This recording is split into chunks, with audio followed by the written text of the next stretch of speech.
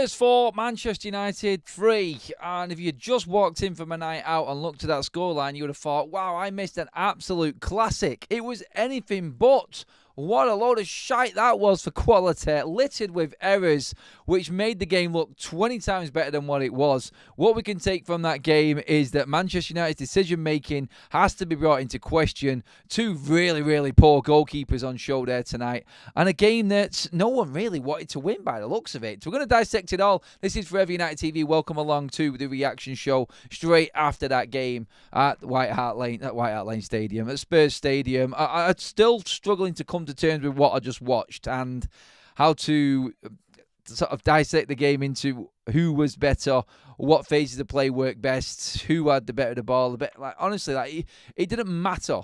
It didn't matter. Stats didn't matter in that game. They should matter. The only ones that really counted in that game was individual errors. Decision making all over the pitch. I mean, not just United. Seriously, Spurs as well. What? I've put a poll up in the chat right now. Who's the better goalkeeper, Forster or Bayende? I thought Bayende had an absolute nightmare. But to be honest, he was made to look like Martinez by Forster in the other goal. Honestly, I've seen better goalkeeping on Sunday League pitches. Honestly, for Premier League standard level football, goalkeeping, that was absolutely disgraceful. It really was, wasn't it? From both keepers. Wow, honestly. That in terms of who comes away from that the better? Spurs, obviously, they got the win and they're through to the semi-final. In terms of Spurs going forward with Ange Postecoglou, honestly, I fear for him. I really do. I'm not fearing them at all when it comes to the league table. In terms of the actual system, you could see the style of play. You could see everything that was needed, that was implemented, or the manager's plan.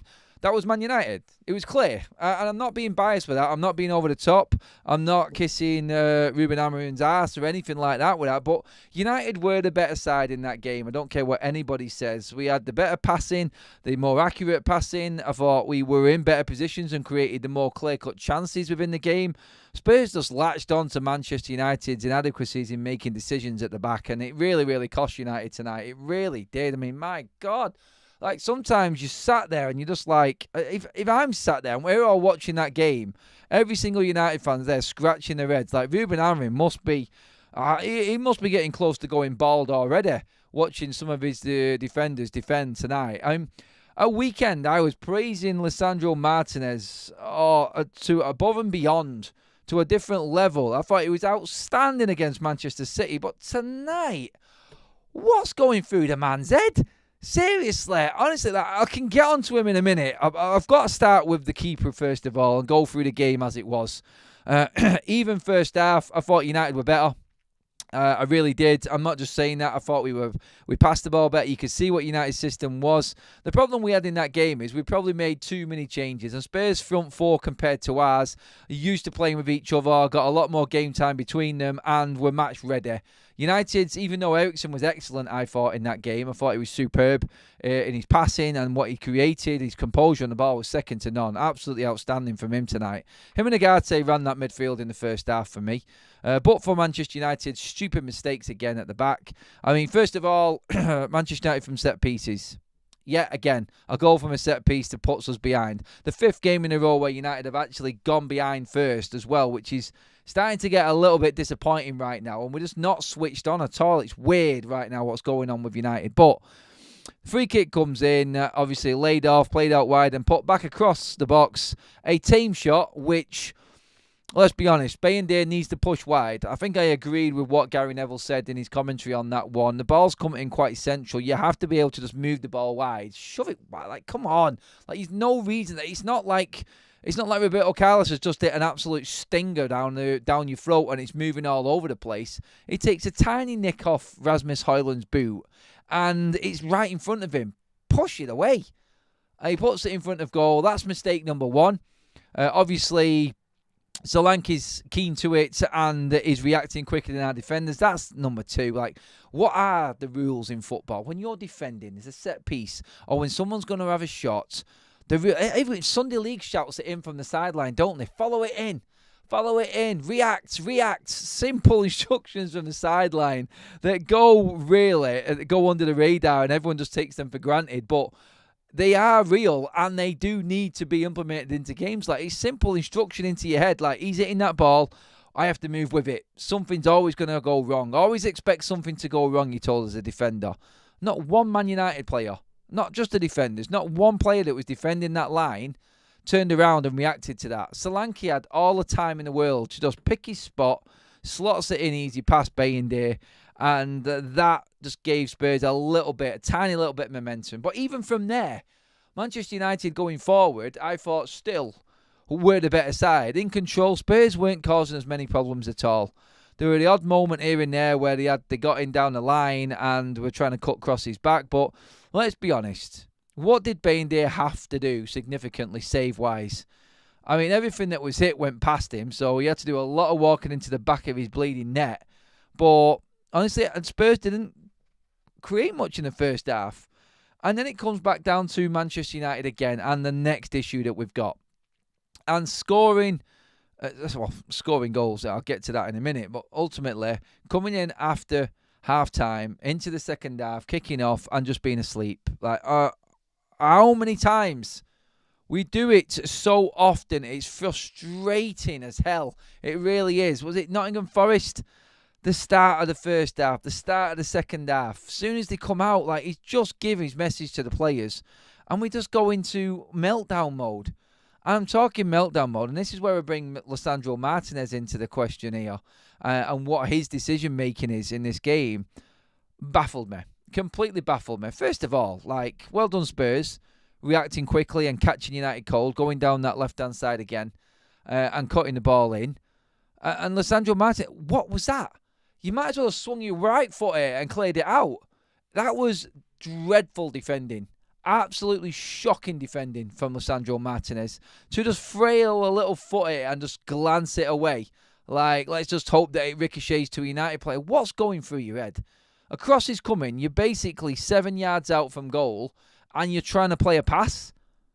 Like, even Pep Guardiola or Luis Enrique, or the best ticky-tacky football coaches out there, would never tell you to try and play the ball in a defensive situation when defending a cross. It's 101. Defend, clear the ball out. Get out of the box, reshape, and go again. That's what it is. It's not put a little foot out to it and hope that someone catches onto it or one of our players latches onto it and then takes it away. Like, you're not setting up a move there. You can't set a move up when you're defending a bleeding cross. I don't know what's going through his head. Again, Ruben Amorim talks about this and talks about the decision-making within Manchester United's team. You can't coach that. All you can do is give them instructions. They have to have the footballing IQ to clear that ball out of play, out of danger, and just go again. You have to know when to play a pass. You have to know when to clear a ball. You have to know when there is nothing else to do but just defend and play safe. And we just don't have it in us. We really don't. We are struggling like hell to make certain decisions at the back at the moment, United. And it really cost us the win tonight because I keep saying that United were the better side throughout the game. We're miles better than Spurs. Spurs are a worry to themselves, honestly, right? Jesus, like, so that was 2-0. And then you go in, right, okay, right, whatever you do, don't go 3 goals behind. Don't do anything stupid. Don't get carried away by the occasion and the momentum of what's going on. Oh, we've done something bad. Let's just rectify that as quick as possible, and your head starts to get scrambled. Leach and Martinez there again. Like, when the ball goes through on that tight line, on that third goal, he can clearly see the runner in front of him. He knows that everybody else is playing him offside. All he needs to do is step. It's a simple defensive instruction. He knows he's last man. If he steps forward, then that player's offside. Absolutely criminal from Lisandro Martinez again on that one. And he cost us both of them goals in the second half from Spurs that set up their 3-goal lead. And that, for me, is completely unforgivable and needs looking at. It's like this poor defending. And like I said, I'll give him his props and I'll give him his flowers when he plays well. And I thought he's been outstanding. He's been a great defender for us. He was brilliant against Manchester City at weekend. But my God, his head's gone there. He has to hold his hands up and take responsibility for that.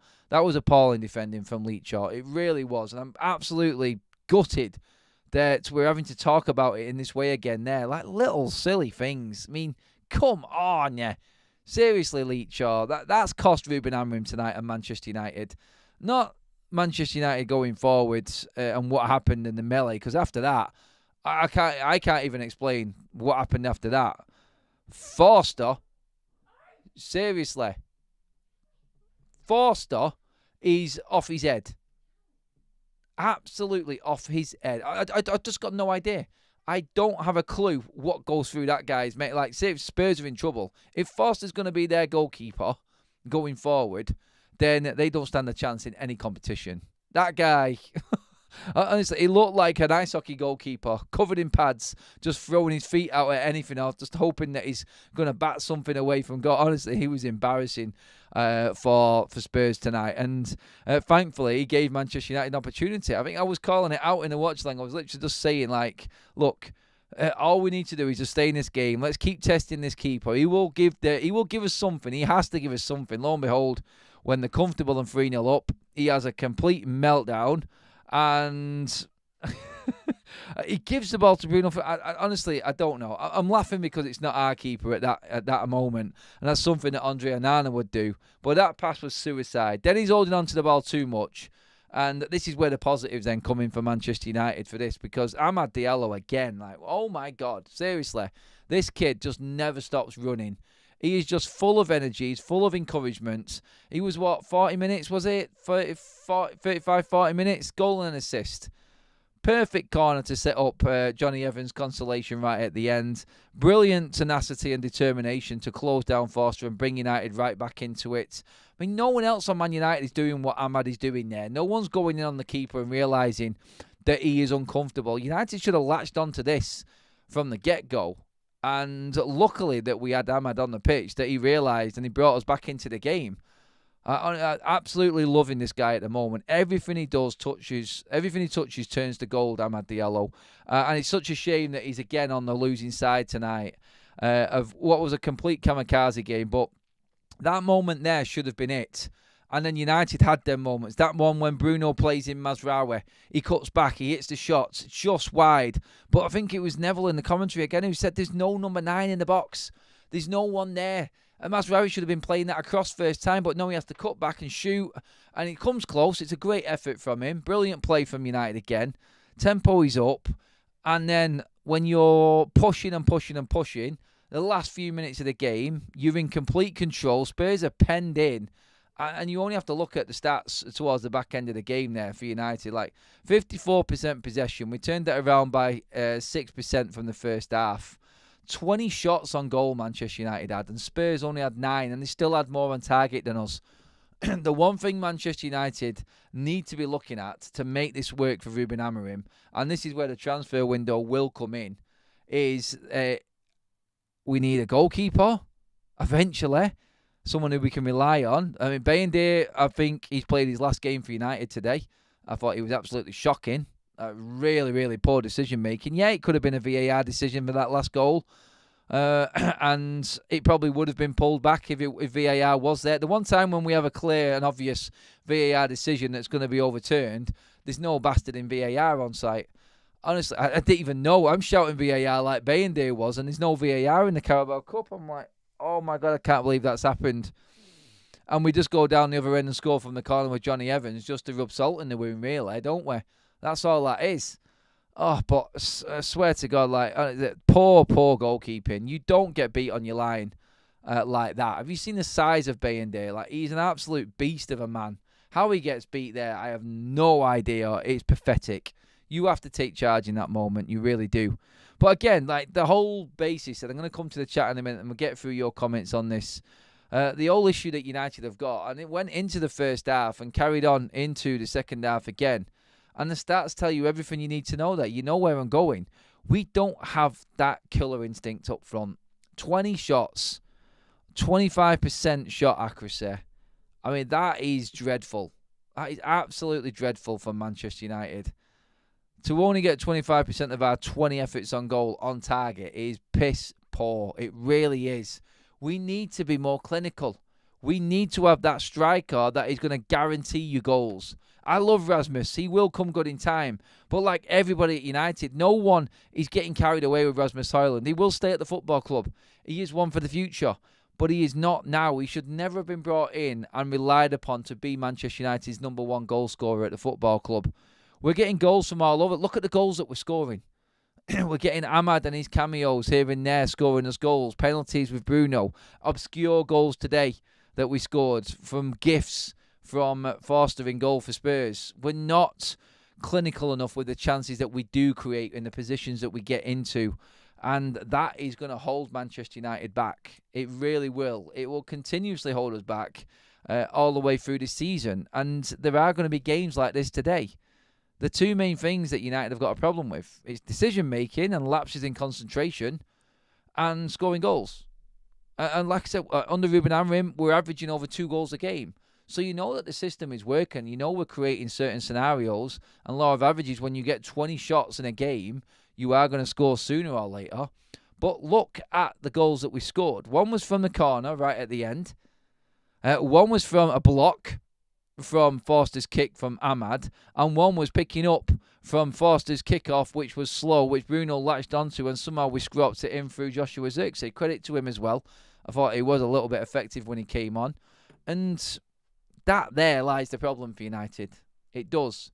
No bite up front, no strength, and we just got found wanting. If you'd have put Spurs' front line, front 3 players, onto United's team there today, United would have won that 5 or 6-0. We would have absolutely battered Spurs in that game. Individual errors and poor finishing. That is United at the moment. We will win some, we will lose some. Unfortunately, it's just killed the momentum a tiny little bit from weekend. But I'm not deterred by it. I think the team will change and change according for the weekend game against Bournemouth. That is now really important for United. But what this does do, if I was looking at a silver lining right now for the game and what to take from it, I can see the system working. I can see everything that he's trying to do. The passing is a lot crisper. The passing is a lot better. Everyone looks comfortable on the ball. And I do believe that we are getting it. I do. And we are going to get better. We don't have to play them extra 2 games now in January and February of the Carabao Cup. We just have to beat Rangers in the Europa League in January next month. And then we've got all of February off pretty much. Probably the back end of January as well in terms of having to play 2 games a week, because we can play a makeshift side against Steaua Bucharest, have a midweek off there, and then going into February, we don't have the playoff games and Ruben Amorim without the Carabao Cup now. We don't have as many games or fixtures. We've got all of that time for him to work on and install even more confidence within these players. Maybe we even have a look at some of the academy players and bring them in to Manchester United's training and see if there's anyone there that can actually give us a little bit of something else up front, because everywhere else on the pitch right now, I'm liking it. I like the look of Lenny Yoro. I think he's playing well. Agate was phenomenal in that first half. Sacrificed in the hunt for a goal in the second, but I thought Agate, again, was brilliant today. Masraoui's one of his worst games, I thought, today. A bit hit and miss. You can still see the quality, but just wasn't his usual assertive and effective self, I thought. And a lot of their attacks came down his side. Leacher, big concern for me. I don't know if it's because he hasn't got that leader next to him in De Ligt. Obviously, another injury in Victor Lindelof. Now, will we be able to sell him? Knowing him, that injury will see him through all the way into February now, and we won't be able to sell him again.